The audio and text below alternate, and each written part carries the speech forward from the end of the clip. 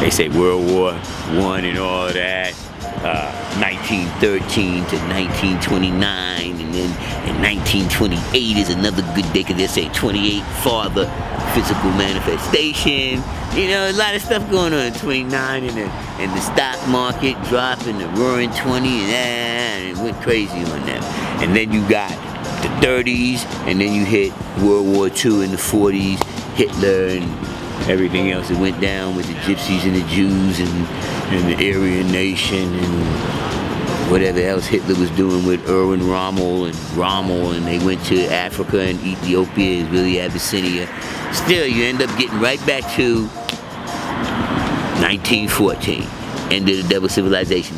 Remember the Jehovah's Witnesses, they kept talking about it, and they kept talking about it was 1914 was going to be the end of the world and this, that, and the third. But they were right that was the end of the double civilization. But they thought that one day would be 1914, and then first of all, their calendars, like they was using 1914 January, which really it didn't come in until March when spring came in. That was the end of that cycle. But that didn't mean that was just the end. That was the end. In geographical time, in geography, and geological, so that's talking about Earth, Moon, Sun, Moon, stars, universe, yada, yada, yada. When you go that level, then time doesn't move the same way it does for a physical composition singularly, right? Singularly. So if you're a single individual, your time is different than if you're dealing with your genetic movement.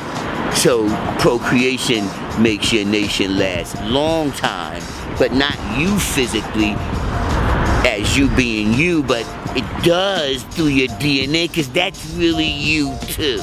Okay, on the physical manifestation. That's what, when they say, oh, the original man is the mind, but he's also the physical composition. I don't agree with that one. I think that she's the two equalities, earth and moon. Yes, she is. She's the womb, if you want to go into that.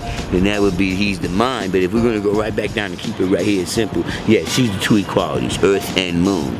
But you're both equal. You're both. You're the mind and the manifestation of the physical, because you can make a moon and an earth by giving her a X, or you can make a sun by giving her a Y. So don't tell me I ain't both. No, I'm the manifestation of the whole manifestation, because the original man is the manifestation of the X and the Y. He's also the mind and the physical composition, because he got the seed to make the manifestation on the physical plane manifest itself even in infinity on the physical manifestation.